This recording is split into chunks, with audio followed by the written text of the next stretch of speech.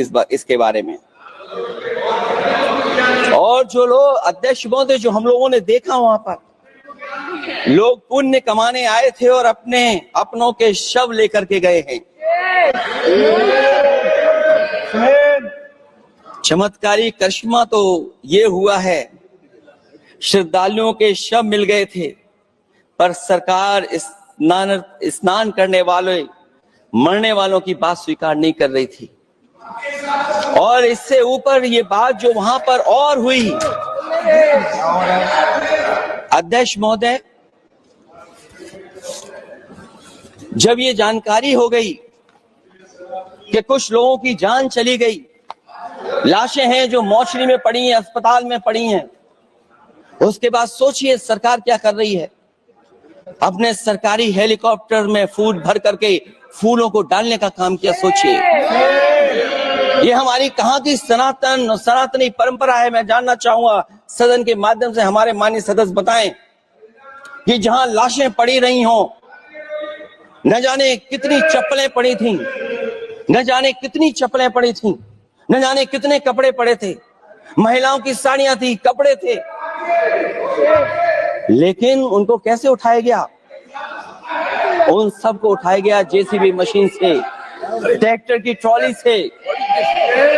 उनसे उठा करके कहां फेंका कोई नहीं जानता, लेकिन जब उनको लगा कि वहां से बदबू आ रही है, तो यही सरकार के लोग छिपाने लगे हैं। यही आपका महाकुंभ का आयोजन था, और हर बात को छिपाने के लिए न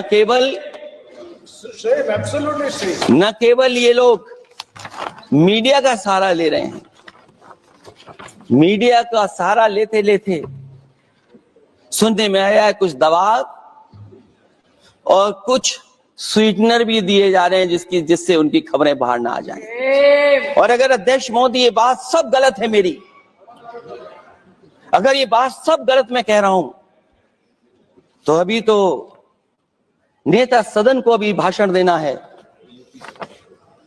और मैं ये बात और कहना चाहता हूं, आप अपने तरफ से जानकारी कर लीजिएगा।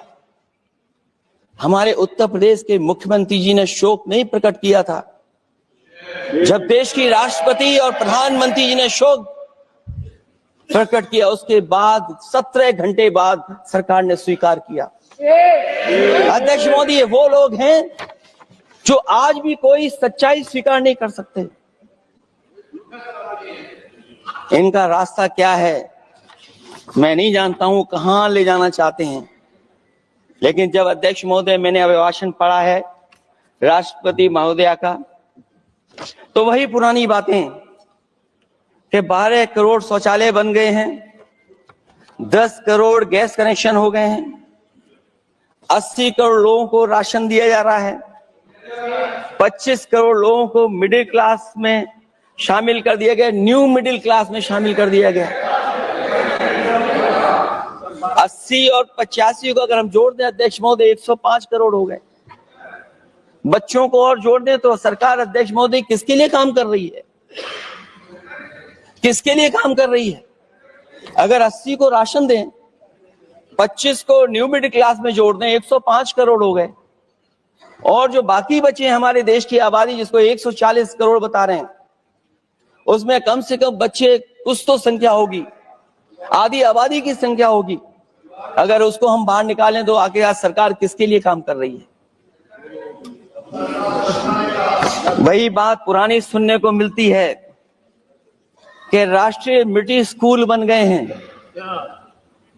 राष्ट्रीय मिलिट्री स्कूल जिनमें बालिकाओं की भर्ती शुरू हो गई है। अध्यक्ष महोदय, ये एक बता दें जो नया इन्होंने 10 साल के अंदर राष्ट्रीय मिलिट्री स्कूल खोला हो।